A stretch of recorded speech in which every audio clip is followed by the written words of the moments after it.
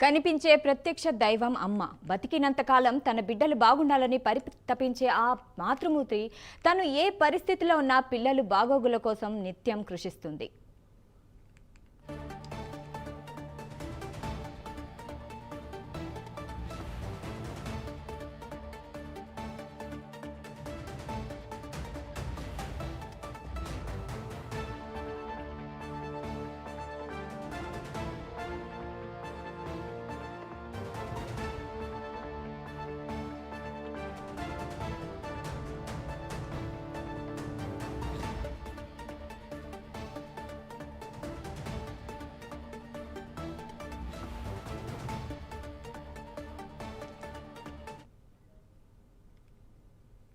కనిపించే ప్రత్యక్ష దైవం అమ్మ. బతికినంత కాలం తన బిడ్డలు బాగుండాలని పరితపించే ఆ మాతృమూర్తి తాను ఏ పరిస్థితిలో ఉన్నా పిల్లలు బాగోగుల కోసం నిత్యం పరితపిస్తూనే ఉంటుంది.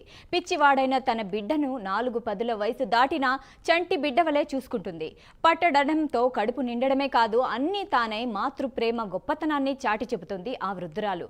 తన వృద్ధాప్యంలో ఆసరాగా ఉండాల్సిన ఆ కొడుకు పిచ్చివాడిగా మారడంతో వయసు మళ్లిన ఆ తల్లి కొడుకు బాగోగులు చూసుకోవడం కోసం నరక యాతన అనుభవిస్తుంది. ఆ మాతృమూర్తి దీన గాథపై ప్రైమ్ 9 ప్రత్యేక కథనం.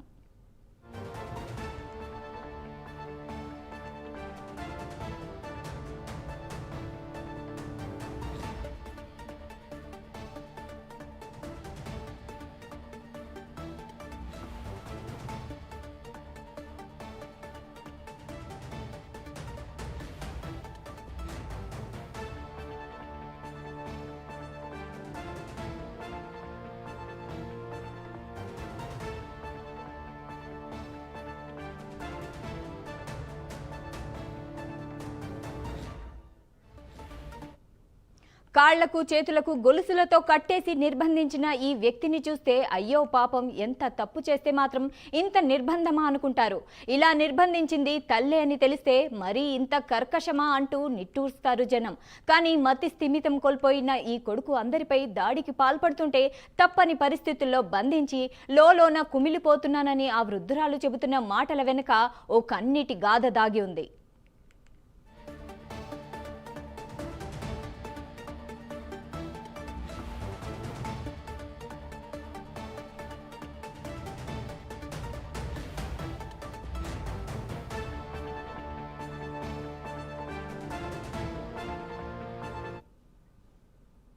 శ్రీ సత్యసాయి జిల్లా ఓబుల దేవరచెలు మండలం ఉగ్గిరెడ్డిపల్లికి చెందిన సరోజమ్మ 6-10 వయసు పైబడిన కోల్పోయిన తన కొడుకును కంటికి రెప్పలా కాపాడుకుంటుంది.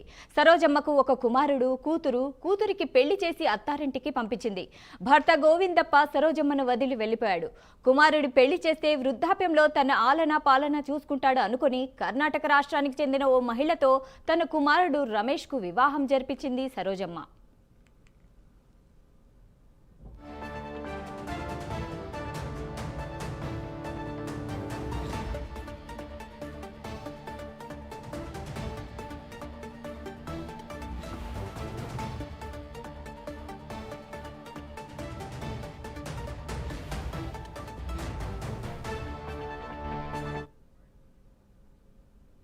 రమేష్ భార్య గీత 6 నెలలు కూడా కాపురం చేయకుండానే పుట్టింటికి వెళ్లిపోయింది. అక్కడి నుంచి సరోజమ్మకు కష్టాలు మొదలయ్యాయి. భార్య అలిగి పుట్టింటికి వెళ్లిపోవడంతో ఆమెను ఇక్కడికి తీసుకొచ్చేందుకు రమేష్ వెళ్లి బ్రతిమాలుకున్నాడు. అయితే భార్య కాపురానికి రానని తెగేసి చెప్పడంతో మనస్తాపానికి గురైన రమేష్ విషం తాగి ఆత్మహత్యాయత్నం చేశారు.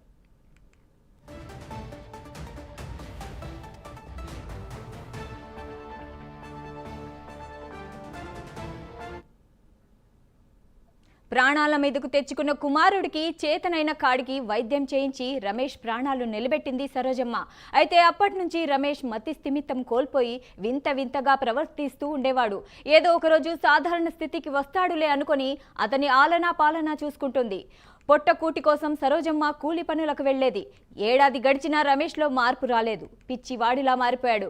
మతి స్థిమితం కోల్పోయిన రమేష్ ఇంట్లో వారికి, ఊర్లో వాళ్లకి నోటికి వచ్చినట్లు దుర్భాషలాడడమే కాకుండా దాడికి పాల్పడడంతో ఏ పిచ్చి పని చేసి ప్రాణాల మీదకు తెచ్చుకుంటాడో లేక ఎవరి ప్రాణాలైనా తీస్తాడోనన్న భయంతో రమేష్ను 7 ఏళ్ల కిందట ఇంట్లోనే చేతులు కాళ్లకు గొలుసులు వేసి బంధించింది సరోజమ్మ.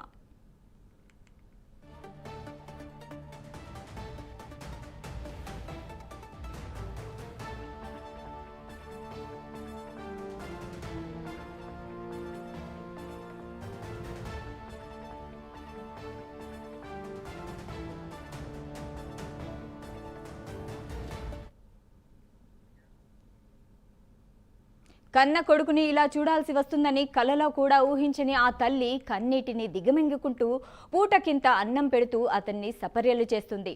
నెలవారీ వచ్చే వృద్ధాప్య పింఛన్తోనే బతుకు బండిని లాగిస్తోంది. వైద్య సాయం అందించేందుకు ఎవరు ముందుకొచ్చినా వారికి జీవితాంతం రుణపడి ఉంటానని ఆ పనుల సాయం కోసం 1000 కళ్లతో ఎదురుచూస్తుంది ఆ మాతృమూర్తి.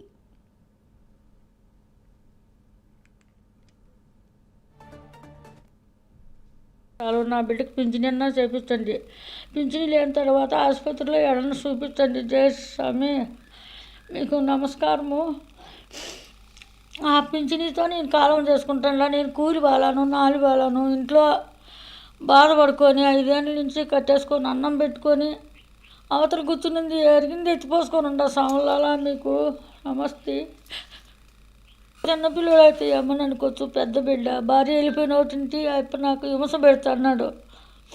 కొంచెంసేపు కూడా అవతలకు పానేడు, కూలి పోతే తిడతాడు, ఎవరన్నా కొత్త వాళ్ళు వచ్చినా తిడతాడు. మెంటలు వచ్చేసింది. వెళ్ళిపోతాడని ఇచ్చి పెడితే కొడతాడు, మిమ్మల్ని కొడతాడు. అందుకని కట్టేసినారు. ఊర్లో వాళ్ళు కూడా కొడతారు. అందరూ ఎవరైనా ఊర్లో సరించుకోండి సార్. హాస్పిటల్ ఏమైనా చూపించినారా? చూపించిన 2 సంవత్సరాలు చూపించిన. ఎంత మాత్రం ఖర్చు పెట్టినా? 2 లక్షలు పెట్టిన. మళ్ళీ ఇప్పుడు కట్టేసుకొని 5 ఏళ్ళు అవుతుంది. నేను నాకు దస్తి లేక నేను ఎక్కడ ఎడసలు వస్తాను. నేను వెళ్ళిపోయినారు పట్టుకొచ్చి ఊర్లో వాళ్ళతో అడుక్కొని పట్టుకొచ్చుకొని కట్టేసుకుంటా. ఇచ్చి పెడితే ఏమమ్మా ఇల్లు అమ్మ కట్టు, భూమి అమ్మ కట్టు, లేకుంటే నీ తాళబొట్టమ్మ మాకు గట్టు అంటారని కట్టేసుకొని వస్తాను. నేను ఎవరినన్నా నీ బిడ్డ నువ్వు భయంగా పెట్టుకోవాలి కదా అంటారని నేను కట్టేసుకున్నాను. కాదమ్మా, ఇప్పుడు కట్టేసిన తర్వాత అతనికి గాయాలైనాయి, పట్టినాయి అంటారు. బాధ అనిపిస్తుంది తల్లిగా, మనిషికి, ఎవరికైనా బాధ అనిపిస్తుంది కదా. ఏంది లెక్కేసుకుంటే దేవుడే లే నా బిడ్డ అని ఏంది అనుకుంటే లేసు. నేను ఎక్కడ లేస్తా, ఇంట్లో అవతల కూర్చుంటే రాలే, ఇడిస్తే పనే లేస్తా. 5 ఏళ్ళ నుంచి బాధపడుకుంటా. ఈ ఊర్లో కాల్చుంటే సరే